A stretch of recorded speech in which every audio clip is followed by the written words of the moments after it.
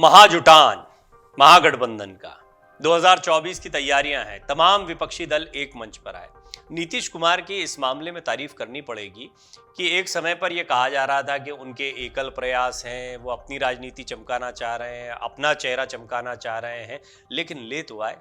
पटना में सारे के सारे बड़े विपक्षी दल, सारे तो नहीं आए हैं, कुछ एक चेहरे रह गए जिनको लेकर बड़ी उम्मीदें थी। केसीआर हैं, मायावती हैं, शिरोमणि अकाली दल है, ऐसे कई चेहरे हैं। लेकिन इसके बावजूद कई दिग्गज जो हैं वो पटना में जुटे और ये एक बड़ी कामयाबी मानी जा रही है नीतीश कुमार के लिए।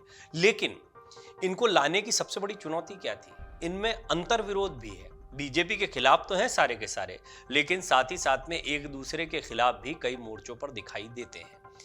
और जो ये बड़ी मीटिंग चल रही थी, इस मीटिंग में भी ये विरोध सामने आया है, इस तरह की खबरें आ रही हैं। मेरे साथ वरिष्ठ पत्रकार सुमित अवस्थी जी मौजूद हैं, जो इस बारे में आपको बताएंगे। सुमित जी, स्वागत है आपका। ये तो पहले से तय था कि केजरीवाल कांग्रेस कॉम्बिनेशन जो है वो थोड़ा सा ऐसा लगता है कि कैसे बन पाएगा, कहाँ से संभव हो पाएगा। एक मंच पे बैठ तो गए हैं कम से कम, लेकिन कई मुद्दे हैं जिनको लेकर ममता बनर्जी के अपने विरोध हैं और एक अब्दुल्ला और इनके केजरीवाल के बीच में आपस में बातचीत को लेकर भी चर्चाएं काफी गर्म हो गई हैं। किस तरह के विरोध इन साथियों, इन दोस्तों में क्या दुश्मनी देखने को मिलती है आपको, या विरोध देखने को? देखिए, जैसे बहुत बड़ी सी बात, आसान सी बात है प्रवीण जी, ज़्यादातर पार्टियां वो पार्टियां हैं जो कांग्रेस से टूट कर अलग हुई हैं या कांग्रेस की विचारधारा से टूट कर अलग हुई हैं। खुलकर नहीं बोलूँ तो ज़्यादातर लोग कांग्रेसी ही रहे विचारधारा के लेवल पे, और फिर अलग अलग होकर अपनी अपनी पार्टियां अपने अपने सूबे में, अपने अपने इलाके में बना ली। ममता बनर्जी की अगर पहले बात करूँ तो पश्चिम बंगाल में चुनाव होने वाला, पंचायत चुनाव, तारीखों की घोषणा हो चुकी है। रोज़ खबरें सुर्खियों में हैं, हिंसा हो रही है, इतने मर गए, इतने जल गए, वगैरह वगैरह वगैरह। मामला कोर्ट तक आया, सेंट्रल फोर्सेस को लेकर सुप्रीम कोर्ट ने इजाज़त भी नहीं मिली, तो हाई कोर्ट, वहाँ से सरकार को डांट खानी पड़ी ममता बनर्जी को। उस चुनाव को लेकर कांग्रेस की जो स्थानीय वहाँ पर पार्टी है, पश्चिम बंगाल की जो यूनिट है, अधीर रंजन चौधरी जो कि उसके अध्यक्ष भी हैं, वो प्रोटेस्ट पर बैठे हुए हैं। वो चुनाव को निष्पक्ष कराने को लेकर और ममता बनर्जी के खिलाफ उन्होंने कैंपेन छोड़ा हुआ है। तो जहां आप राहुल गांधी और ममता बनर्जी पटना में एक साथ बैठकर मोदी के खिलाफ रणनीति बना रहे हैं, वहां ज़मीन पर आप दोनों आपस में लड़ रहे हैं। हम इस बारे में पहले भी चर्चा कर चुके हैं कि ये जो अंतर विरोध है इस गठबंधन का, यह सबसे बड़ी दिक्कत ये पैदा करेगा। टेबल पे बैठकर किताब पेपर पे तय कर देना कि तुम 300 सीट लगो, मैं 400 लड़ो, बहुत आसान है। लेकिन जब आप ज़मीन पे उतरते हो, ज़मीन पे एक दूसरे के लिए जगह छोड़नी पड़ेगी, एक दूसरे को अकोमोडेट करना पड़ेगा, एक दूसरे को जगह देनी पड़ेगी, वहाँ असली दिक्कत आती है। तो वही बात ममता बनर्जी ने आज वहाँ पर भरी बैठक में कहा, जो कि खबर अंदर से निकल कर आ रही है कि भाई कांग्रेस का जो रवैया पश्चिम बंगाल में है, जिस तरीके से वो हमारी सरकार पर हमला कर रहे हैं, ये एकता के लिए, एकजुटता के लिए ठीक कदम नहीं है। अब इसको लेकर कांग्रेस के नेतृत्व क्या करेगा, खड़गे साहब, राहुल गांधी क्या करेंगे नहीं पता। लेकिन एक खबर हमने चर्चा की थी शायद उस दिन, उस बातचीत में निकल कर सामने आया था कि शायद ममता बनर्जी को संतुष्ट करने के लिए इस बैठक के बाद और पंचायत चुनाव के पहले, पंचायत चुनाव हालांकि जुलाई के पहले हफ्ते में ही है, हो सकता है कि उसके बाद भी हो, अधीर रंजन चौधरी को कांग्रेस पार्टी अध्यक्ष पद से शायद हटा दे, ताकि ममता को संतुष्ट किया जा सके। अभी तो जो चुनाव हो जाएगा सो हो जाएगा, क्योंकि अधीर रंजन की पूरी राजनीति ममता के विरोध पर ही टिकी हुई है। जब वो साथ में थे कांग्रेस में तब भी लड़ते रहते थे, अब तो विरोध में औपचारिक तौर पर तो लड़ते रहते हैं। दूसरी बात आपने अरविंद केजरीवाल की, तो वही स्थिति कि अरविंद केजरीवाल कांग्रेस पार्टी के दिल्ली और पंजाब में लड़ते रहे, एक दूसरे से छीन के सरकारें बनाई हैं। शीला दीक्षित को हरा के अरविंद बने, वहाँ पे कैप्टन को हरा के, चन्नी को हरा के मान साहब बने। तो ये लड़ाई सर्वविदित है, सब जगह पर है। ऐसे में अगर ये शर्त थोप दी थी अरविंद केजरीवाल ने कि पहले दिल्ली के ऑर्डिनेंस पर कांग्रेस पार्टी रुख साफ करे, तभी ये समझ में आ गया था कि कहीं ना कहीं बैठक में खटास पैदा हो गई है। अरविंद केजरीवाल जिद पे उतर आए हैं। लेकिन आज अरविंद को जवाब दिया उमर अब्दुल्ला ने।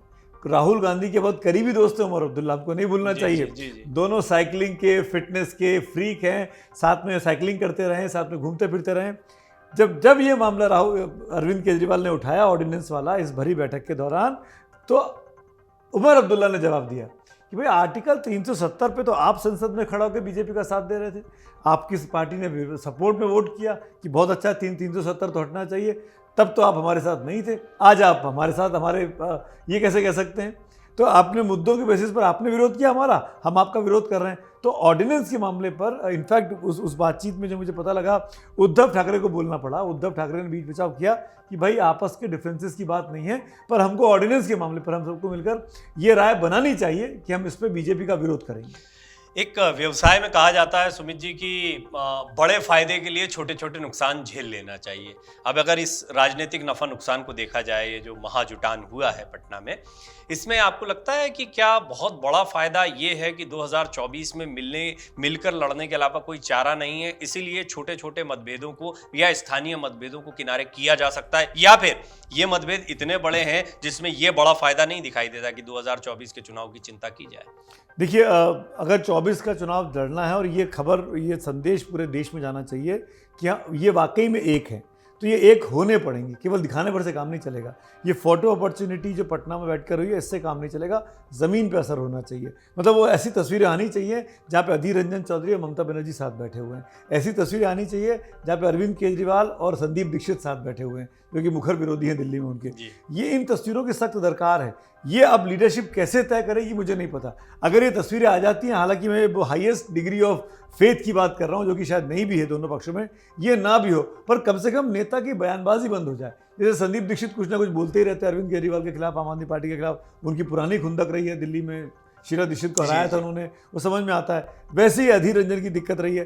तो आपको ये कांग्रेस की लीडरशिप का काम होगा, खड़गे साहब का, राहुल गांधी का, कि वह अपने नेताओं को समझाए कि ये जो स्थानीय पार्टियां हैं, जो अपने अपने सूबों में बड़ी पार्टियां हैं, और कांग्रेस उन सूबों में उनसे नीचे उतर गई है, सेकंड, थर्ड, फोर्थ पोजीशन पे आ गई है, तो कम से कम उनको नाराज़ ना करें। क्योंकि अगर ये जो बड़प्पन की बात हो रही है बार बार कि राहुल गांधी ने कहा कि बैठक को टाल दिया जाए, मैं अटेंड करना चाहता हूँ, तो उस फॉर्मूले को अगर याद करें तो राहुल गांधी को पहले अपने नेताओं को कहना पड़ेगा, अपनी पार्टी पे कमांड, ये भरोसा जीतना होगा कि भाई ये मैं चाह रहा हूँ कि ये गठबंधन बने, तो ये जब मैं चाह रहा हूँ तो आप कृपया शांत रहें। इसकी संभावना इसलिए थोड़ी सी दिखाई पड़ती है सुमित जी कि जो छोटे नुकसान मैं जिनको कह रहा हूँ या स्थानीय राजनीति कह रहा हूँ, उसकी दरकार अभी नहीं दिखाई पड़ती। पहले 24 है, फिर दिल्ली, पंजाब, महाराष्ट्र, बिहार, पश्चिम बंगाल, ये सब बात की चीज़ें हैं। जहाँ पर चुनाव होने हैं, मध्य प्रदेश, राजस्थान, छत्तीसगढ़, कर्नाटक में हो चुके, तेलंगाना, और ये जो राज्य हैं, यहाँ पर कोई ऐसी टसल इन लोगों की आपस में दिखाई नहीं पड़ती है। क्या आपको लगता है बिल्कुल सही समय था कि आप विधानसभा चुनाव के पहले भी, क्योंकि आगे कांग्रेस अगर और मजबूत होती है इन राज्यों में, लेकिन कह नहीं सकते, आम आदमी पार्टी अपनी ताल ठोक रही है राजस्थान और मध्य प्रदेश में, उनका अपनी डिमांड हो सकती है कि हमें इतनी सीटें दीजिए या फिर खुलकर लड़ाई लड़ी जाएगी। फिर भी आपको क्या लगता है कि 2024 के लिए बिल्कुल ठीक समय था कि यहाँ पर अभी किसी को अपनी ताकत वाले राज्यों में कोई नुकसान नहीं है, इसलिए मिल बैठ लेते हैं, 2024 के समीकरण जमा लेते हैं? जो आप बात कर रहे हैं ना, इससे मैं आंशिक तौर पर सहमत हूँ कि जाहिर तौर पर ऐसा माहौल बन गया था कि अभी आमने सामने की टकराव कहीं किसी के है नहीं आपस में, let's sit together and let's make a strategy alliance, और आपस में मिलकर हम लड़ते हैं बीजेपी से। और दूसरी बड़ी वजह एक और भी है इसके साथ साथ, और वो जो मुझे लगता है कि वो बहुत अनसेड है, बहुत छुपी हुई सी वजह है, और वो ये है कि राहुल गांधी का चुनाव के लिए नाकाबिल हो जाना, उनका डिस्क्वालिफिकेशन जो है, ये बहुत बड़ा एसेट बन गया है कांग्रेस के लिए भी और विपक्ष के लिए भी। अगर राहुल गांधी सोचिए आज सांसद होते, तो क्या कांग्रेस के जो कथित कार्यकर्ता हैं, जो अपने आप को सो कॉल्ड भक्त दिखाते हैं कांग्रेस आलाकमान का, वो कोई भी ये कहता कि राहुल गांधी नहीं, हम नीतीश कुमार को सीएम मान लेंगे? भाई आज की तारीख में तो पीएम मान लेंगे। आज की तारीख में तो मजबूरी हो गई है, क्योंकि राहुल गांधी चुनाव लड़ नहीं सकते हैं, 8 साल के लिए ऑलमोस्ट डिस्क्वालीफाइड है, जब तक कि उनके मुकदमे का फैसला नहीं आता। तो जाहिर तौर पर हम किसी और को मानने को बाध्य हैं। तो आपने मान लिया कि नीतीश कुमार ही या चेहरा है इस पूरे महागठबंधन का? नीतीश कुमार एक मजबूत चेहरा है। नीतीश कुमार सबसे मजबूत दावेदार है मेरे अपने ओपिनियन में, और ये मैं सिर्फ अपने ओपिनियन की बात कर रहा हूँ, और उसकी वजह मैं आपको फिर बता देता हूँ, और ये कि नीतीश कुमार नरेंद्र मोदी के सामने जब आप तुलना करते हैं ना, तो किसको रखेंगे?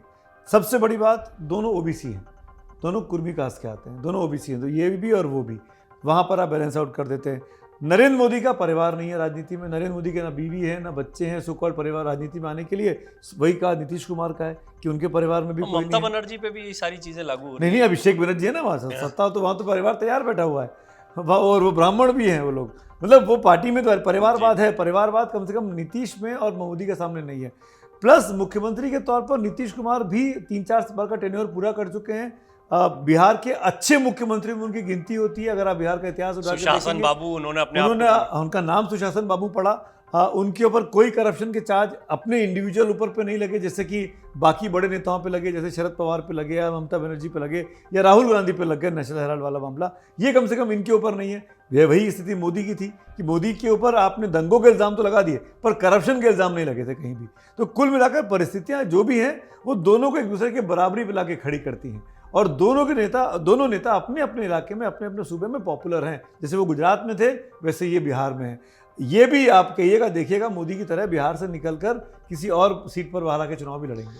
आपको लगता है कि 2024 तक आपसी मतभेद को ये लोग भुला पाएंगे और इसी मुद्दे पर बात हुई होगी यहाँ पर? मुझे लगने से कुछ नहीं होता प्रवीण, ये उनको लगना चाहिए कि हमको आपसी मतभेद भुलाने हैं, क्योंकि ये उनका एग्जिस्टेंस का सवाल है, उनके सियासी वजूद का सवाल है। अगर ये सियासी वजूद को कायम रखना चाहते हैं तो इनको 2 कदम पीछे लेके चलना पड़ेगा, तब ये कूद सकते हैं। अगर ये ऐसे कूदेंगे तो कूद ही नहीं पाएंगे। जब आप 2 कदम पीछे रहेंगे तो आप जंप भी मार सकते हैं। तो जाहिर तौर पर इन तमाम राजनीतिक पार्टियों को, अरविंद हो, ममता हो, अखिलेश हो, नीतीश हो, लालू हो, राहुल गांधी हो, उद्धव हो, शरद पवार हो, स्टालिन हो, सबको ये खून का घूंट या थूक का घूंट जो आप कहते हैं वो हिंदी का मुहावरा, ये गल्प करना पड़ेगा कि भाई हमको कॉम्प्रोमाइज़ करना है, हमको कुछ चीज़ें एडजस्ट करनी है। नहीं करेंगे, लड़ेंगे तो हो सकता है कि उनको क्षणिक फायदा हो जाए, पर बड़ी लड़ाई जो बीजेपी से लड़ रहे हैं राष्ट्रीय स्तर पर, उसका नुकसान हो जाए। ये गठबंधन आपको कितना टिकाऊ लगता है? आपको लगता है कि इनके जो आपसी मतभेद हैं उससे ज़्यादा बड़ा मकसद इनका 2024 में बीजेपी को टक्कर देना है, पीएम मोदी के खिलाफ एक मजबूत ताकत को खड़ा करना है, और इसमें कितने कामयाब होंगे इस पर अपनी टिप्पणी जरूर। मन से उजाला कर चले